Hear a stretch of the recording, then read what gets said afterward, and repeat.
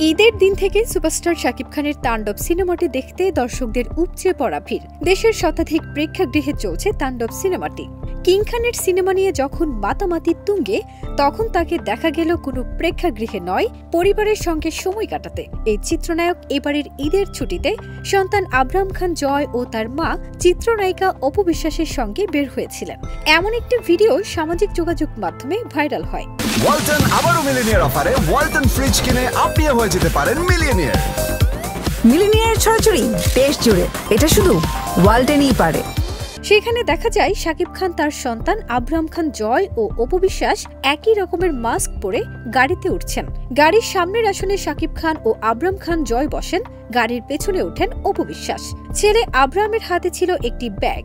পাশে থেকে ভক্তরা ভিডিও করলেও দ্রুত গাড়ি নিয়ে চলে যেতে দেখা যায় তাদের একসঙ্গে দেখাটা ভক্তদের কাছে অবিশ্বাস্য বটে।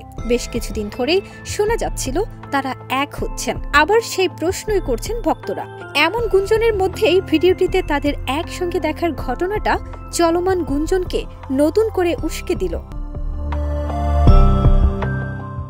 ভক্তদের কৌতূহল তৈরি হওয়া ভিডিওটি নিয়ে জানা যায়, ঢাকার একটি বিপণী বিতানে ছেলের জন্য কেনাকাটা করতে যান শাকিব খান। সেখানে অপু বিশ্বাসও ছিলেন। বাবা মা দুজনের সন্তানের জন্য প্রয়োজনীয় কেনাকাটা শেষে বাসায় চলে যান। শাকিব খান যে গাড়িতে চড়েছেন সেটি অপু বিশ্বাসের, এমনটাও জানিয়েছেন দুজনের ঘনিষ্ঠরা।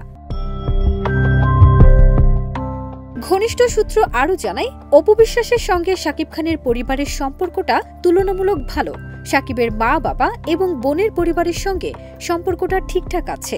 অপু বিশ্বাসের বাসায় শাকিবের যাওয়া আসা না হলেও শাকিবের বাসায় ঠিকই যাওয়া আসা অব্যাহত রেখেছেন অপু বিশ্বাস।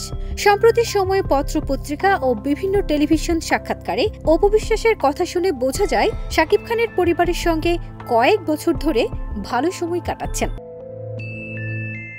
ফারজানা নিকিতা, দেশ রূপান্তর।